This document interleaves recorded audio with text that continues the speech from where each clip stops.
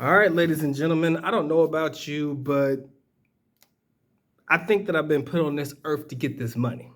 You see, I'm motivated by it. Again, I know money isn't everything, but I'm motivated by it. I'm driven by it because I know that all the work that I'm putting in right now is for my future self and, future family, et cetera, et cetera. You see, so I was doing a little bit of research because somebody asked me, they were like, yo, Doc, man, how much money do you have to actually have or make during the year to be considered rich in a place like the Philippines? And I'm like, you know what? That is a great question. So I said, let me go ahead and make it super precise. How much do I need to make to be considered part of the 1%, right? We're talking about the upper echelon, the highest of the highest in the Philippines. How much money do I personally need to make on a monthly basis in order for me to be considered part of that elite class? Not just as a foreigner, but just for the country as a whole. So before I could do that, ladies and gentlemen, I said, you know what? Let's see how much it is for us to be considered part of the 1% where I'm from here in the United States. And as I'm looking at my computer, it says, in order for you to be considered part of the 1% in the good old US of A, they gave me a specific number of $787,712 annually. You have to make upwards of about $800,000 to be considered part of the 1% in the United States.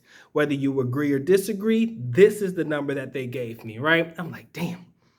On an annual basis, you got to start putting in some serious work in order for you to be able to get that. Yes, I know you got some of those influencers that bring that in per month, or a couple of these faceless YouTube channels, or all these other channels, these AI generated content creators that are probably killing and blowing that particular number out of the water. But at the same time, I'm like, you know what? 800 grand is not likely going to be for everybody, right? We can't have an expectation that $800,000 on an annual basis is going to be attainable for your everyday regular, i.e., that means that you would probably never be considered part of the 1%. But if you were making 500,000 anywhere in the six-figure range, I would personally think that you're doing okay. But then again, it does depend on what particular area in the United States that you're living in.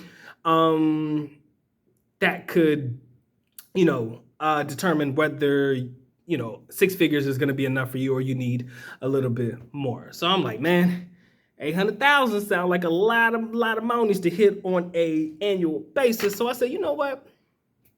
Let's see how much the Philippines tells me I need to personally make in order to be considered part of their 1% or the upper echelon in the Philippines. And the number that they gave me, based on businessonline.com, right? If you want to check it out yourself, the 1%, in order for you to be a part of the 1%, you only have to make $60,000 annually. That is not 1 6, ladies and gentlemen. That is zero,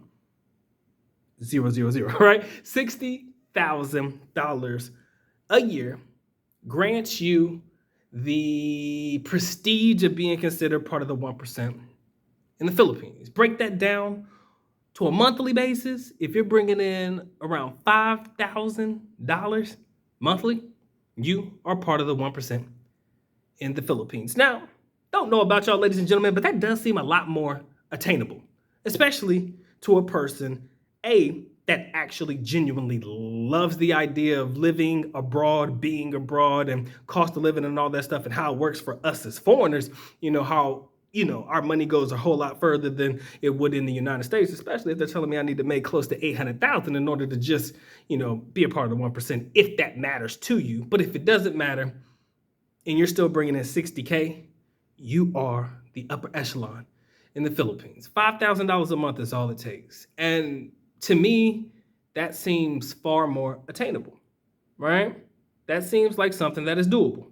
But at the same time, even if you're not clearing 5K a month, let's say you're only clearing $2,500 a month, I still think that you can have a decent way of life, a decent living, or create a decent life, I should say, for yourself in these foreign countries, even if that's all you're bringing in. So my mentality is, when you go to these countries, you have to figure out how much money you personally need on a monthly basis to be able to make it work for you, right? We can't sit here and worry about being part of the 1%. We can't sit here and worry about being part of the upper echelon because technically none of that shit really means anything. Just because you bring in that type of money, you know what they say, baby, more money, bro, problems, right? And I don't think you would want people to know that you're shuffling around X amount of dollars anyways, right? Because that kind of brings about problems and issues that I personally don't think that your everyday average foreigner needs in his life, right? And I do believe that 60,000 compared, 60,000 in the United States, of course, compared to 60,000 in the Philippines, you start to realize that is a drastic difference, right? The way they treat you is going to be drastically different. 60,000 is considered damn near poverty in the United States in some areas, right?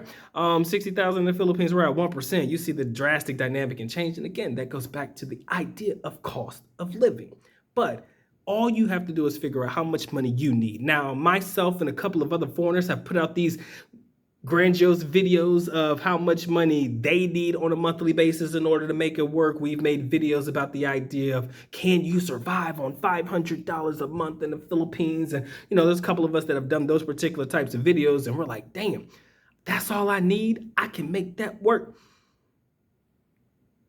To sum up those videos, you're going to struggle a bit to make $500 stretch. And again, those videos were made years ago. I'm not sure if those particular comps or the content made right there ages very well if they told you that you can, especially considering post-COVID prices in the economy change and things starting to become a little bit more expensive, right? I'm not sure if you're going to actually be able to, make that justification in, videos nowadays, but I hope we can figure out and make that work one day as part of the content. If we can, we'll see. But at the end of the day, ladies and gentlemen, I really want to just lay it on you. 60,000 is all you need to be a part of the 1%. But if you know how much money you actually need, if you've been in the country for a significant period of time, and you're like, you know what, my rent can be this. All I need for my activities, all my fun and everything that I need to pay off, I only need X amount. If that's only like $1,500 to $2,500, granted, I would want you to have more than you would ever need because it's always good to have and not need than to need and not have. You already know the rules. If you can make more money, cool. But if you know that you can live off of this, do whatever you need to do with that extra money that you have. Save it up, put it away for a rainy day because you never know when you're going to need it. You see? Once you know your number, you know what it is, baby. Reverse engineer that bitch backwards, man. I know that I can live off of $3K a month, man, and 3,000 USD, of course. I can make that work. So how can I make sure that I make 3K a month? Right? And once you figure that out, and this is really what you want to do for a living, live a life overseas, especially in a place like the Philippines, maybe it's Thailand or any other Southeast Asian country, or, maybe you can live in Europe or other places like that. Of course, your cost of living and, of course, the amount of money that you're going to need on a regular basis is probably going to be a little bit more in the EU and places like that. But we cannot overlook the fact that it only takes 60K to be considered 1%. You clearing anything over that, man, you're the bee's knees, man. And I always told people it's a wet dream for me to be able to clear 5K a month without having to do shit. You feel me? Or to work a job and just clear 5K a month. Living with that type of bread on a monthly basis, man, you live like a king there, right? And of course, if you want to know what the conversion of that 60K is, it's roughly a little over 2 million pesos, if that really means anything to you. But I can only imagine the type of nonsense and shit I can get into if I was clearing 5K a month. The crazy part about it, if you think about it, and the opportunities that exist for people to earn money, it's crazy to say this, but 5K is probably not that far-fetched to be able to clear on a monthly basis, especially my people who served, right? And you guys are getting your VA benefits. If you're 100% or even 90% disabled, I'm at least believing that you're clearing 2.5, 3K low end, depending on what your rank was, of course, non-taxed 3K a month. You can still do big things with that. Again, it just depends on your lifestyle of choice and what you're really trying to accomplish or what you really want to get out of the country. And that's all I got to say about that, ladies and gentlemen. 60K is all it takes, baby. You in the upper echelon. But you really probably don't even need that 60K. I am curious, ladies and gentlemen. Let me know what your number is. If you made it this far in the video, how much money on a monthly basis? We're not going to do the annual. We'll do the monthly basis. How much money do you think you need to clear comfortably on a monthly basis to be able to live the life that you want to live in the Philippines? Now, if that lifestyle is one that is grandiose, one that puts you in a position to be able to go to all the fancy places, go to all the Boracay and, the scenic destinations and do this shit all the time, right? Go to the casinos, go to the best hotels, best restaurants, travel the country or whatever. You're gonna need a little bit more than somebody like myself who's been in country and just say, you know what, man, let me just be comfortable. Let me just chill. How much money do I need to chill? Those numbers are definitely gonna be different. Let me know in the comment section below what your number is so I can make sure that we can have a good conversation about it. That's my time, effort, and energy, ladies and gentlemen. This has been the Good Dr. Mike TV, man, saying take care, God bless.